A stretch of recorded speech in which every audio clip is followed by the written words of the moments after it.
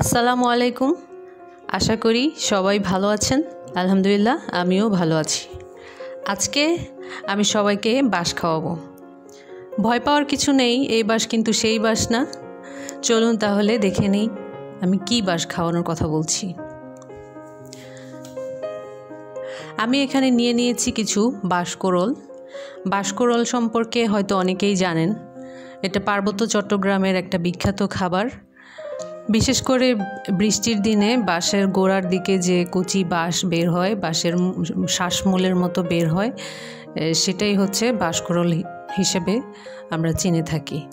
উপজাতিরা এটাকে বাঁশকোরল বলে না, ওরা এক এক জাতি এক এক নামে এটাকে ডাকে।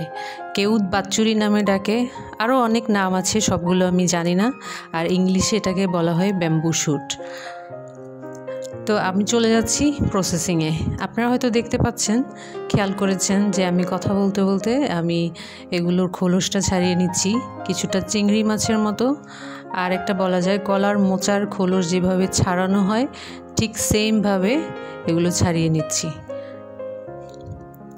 এগুলো খুব নরম হয়, জাস্ট হাত দিয়ে একটু তুলে নিলেই ছুটে চলে আসে, বেশি জোরাজুরি কিন্তু করতে হয় না। আর মাথার দিকটা কিন্তু খুবই নরম থাকে, সফট থাকে।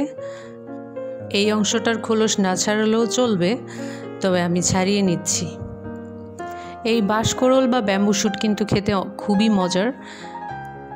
অনেক রেস্টুরেন্টে কিন্তু এগুলো পাওয়া যায়। এখন এই অংশটাকে একটু চেঁচে নিতে হবে, হালকা করে একটু চেঁচে নিতে হবে। তা আমি সবগুলো বাঁশকোরলেরই খোলস ছাড়িয়ে নিচ্ছি।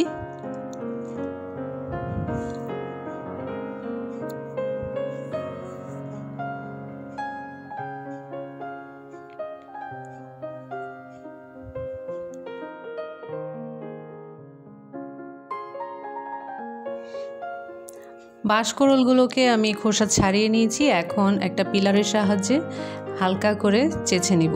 এই কাজটা আপনারা অবশ্যই বটি দিয়েও করতে পারবেন অথবা ছুরি দিয়েও করতে পারবেন। আমি করে নিচ্ছি পিলার দিয়ে। একটু আটকে আটকে যাচ্ছে, কিন্তু এটা তেমন কোনো সমস্যা না, একটু ক্লিন করে নিলেই হয়ে যাবে।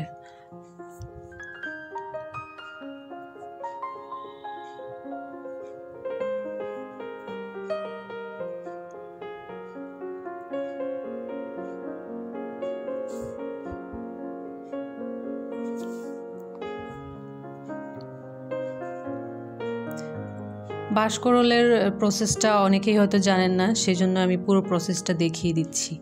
আমার খোসা ছাড়ানো শেষ, এখন এগুলোকে আমি কেটে নিব। বাঁশ যেরকম ভেতরটা ফাঁপা থাকে, এটাও কিন্তু ভেতরটা ফাঁপা, আর মাঝে মাঝে গিঁট আছে। আপনারা কাটার সময় দেখবেন যে যদি বেশি শক্ত মনে হয়, শক্ত অংশগুলো ফেলে দিবেন।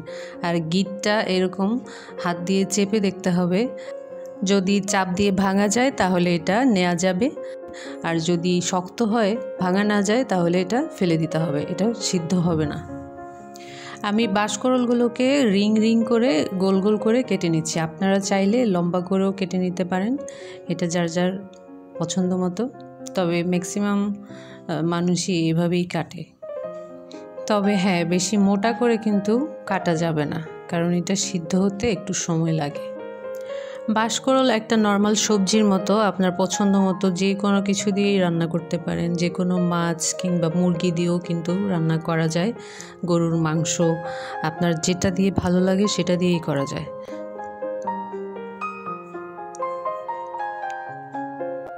তা আমি আজকে করব ইলিশ মাছ দিয়ে। যেহেতু আমার ইলিশ মাছটা বেশি ফেভারিট, আর ইলিশ মাছটা এমন একটা মাছ সব কিছুর সাথে মানিয়ে যায়, সেজন্য আমি ইলিশ মাছ দিয়েই করছি। আমার এই বাঁশকোরলগুলো আমি কিন্তু ঢাকা থেকে কিনিনি, এগুলো খাগড়াছড়ি থেকে আনা হয়েছে। আমার হাজব্যান্ড ঘুরতে গিয়েছিল, সেখান থেকে নিয়ে এসেছে। আমার কাটা শেষ, এখন আমি এগুলোকে একটু পানি দিয়ে ভিজিয়ে রাখছি। আমি 3 পিস ইলিশ মাছ নিয়েছি, এগুলোকে যথারীতি লবণ আর হলুদ দিয়ে মাখিয়ে কিছুক্ষণ রেখে দিব।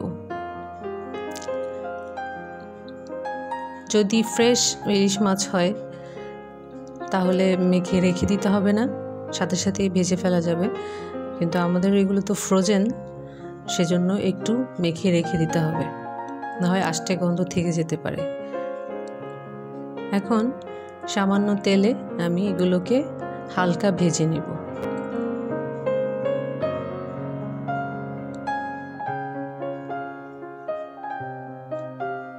প্রতি পাশ 1 মিনিট করে ভেজে নেব।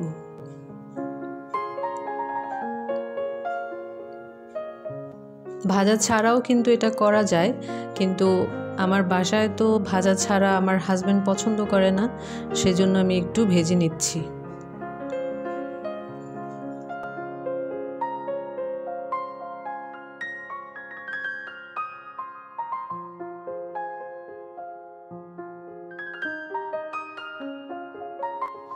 মাছ ভাজা শেষ আমার। এখন মাছ ভেজে তোলার পর এই তেলটাতেই আমি হাফ কাপের মতো পেঁয়াজ কুচি দিয়ে দিচ্ছি। এগুলোকে আমি খুব বেশি ভাজবো না, একটু গোল্ডেন করে নিব।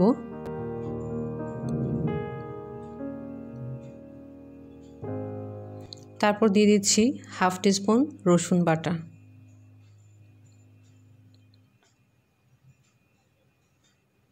দিয়ে দিচ্ছি হাফ টিস্পুনের চেয়েও একটু কম হলুদ গুঁড়ো, হাফ টিস্পুন মরিচের গুঁড়ো, কোয়ার্টার টিস্পুন করে হচ্ছে জিরার গুঁড়ো আর ধনের গুঁড়ো। এগুলো আপনারা না দিলেও পারেন, কিন্তু বাঁশকরলের কিন্তু একটা স্মেল আছে, সেটার জন্য এটা লাগবে। সামান্য পানি দিয়ে মশলাটাকে কষিয়ে নিচ্ছি। যখন তেল মশলা আলাদা আলাদা হয়ে যাবে তখনই বাঁশকরলগুলোকে আমি দিয়ে দিব।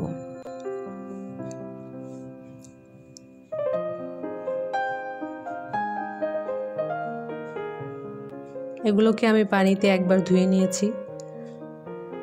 তারপর দিয়ে দিচ্ছি পরিমাণ মতো লবণ, তারপর একটু কষিয়ে নিচ্ছি। ঢেকে দিচ্ছি 5-6 মিনিটের জন্য। 5-6 মিনিট পর ঢাকনা খুলে আবার একটু নেড়ে চেড়ে দিচ্ছি, তারপর আবার ঢেকে দিব। এরকম করে বাঁশকরলগুলো নরম হওয়া পর্যন্ত বারবার ঢেকে ঢেকে এগুলোকে আমি কষাবো। আমার এগুলো হালকা নরম হয়ে এসেছে, এখনই আমি এর মধ্যে ঝোল দিয়ে দিচ্ছি। ঝোলটা এমনভাবে দিতে হবে যাতে বাঁশকরলগুলো সিদ্ধ হয়, তারপর মাখা মাখা একটা ঝোল যেন থাকে। দিয়ে দিচ্ছি 3টি কাঁচামরিচ ফালি করে। তারপর কিছুক্ষণ ঢেকে রেখে বলক ওঠার পর মাছগুলো আমি দিয়ে দিব। মাছগুলো একটু আগে ভাগেই দিতে হবে, কারণ মাছগুলো কিন্তু এখনও কাঁচা। তারপর আমি ঢেকে রান্না করব কিছুক্ষণ, 5 মিনিট।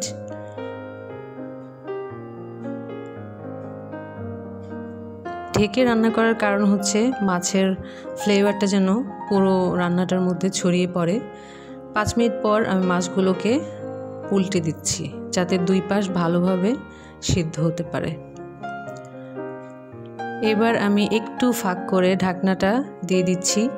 আর ফাঁক রাখার কারণ হচ্ছে আস্তে আস্তে সিদ্ধ হবে। আমি আঁচটা লোতে রেখেছি, আস্তে আস্তে সিদ্ধ হবে, রান্নাটা হয়ে যাবে আর ঝোলের ওপরে একটা তেল ভেসে উঠবে।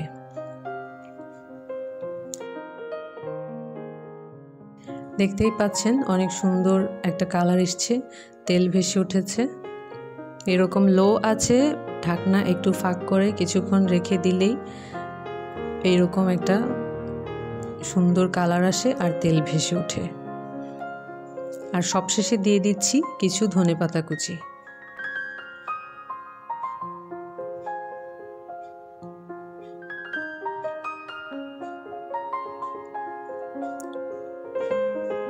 আমার রান্না শেষ। এখন আমি সার্ভিংয়ে চলে যাচ্ছি।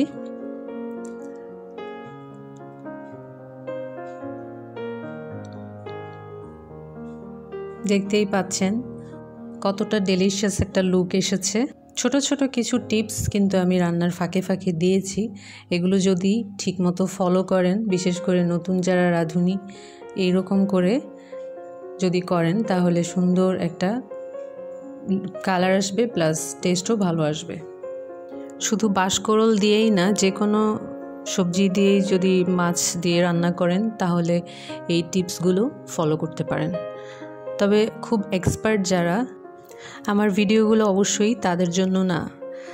আজকের রেসিপি যদি আপনাদের কাছে ভালো লাগে তাহলে অবশ্যই আমার চ্যানেলটি সাবস্ক্রাইব করবেন আর লাইক কমেন্ট শেয়ার দিয়ে পাশে থাকবেন। আল্লাহ হাফেজ।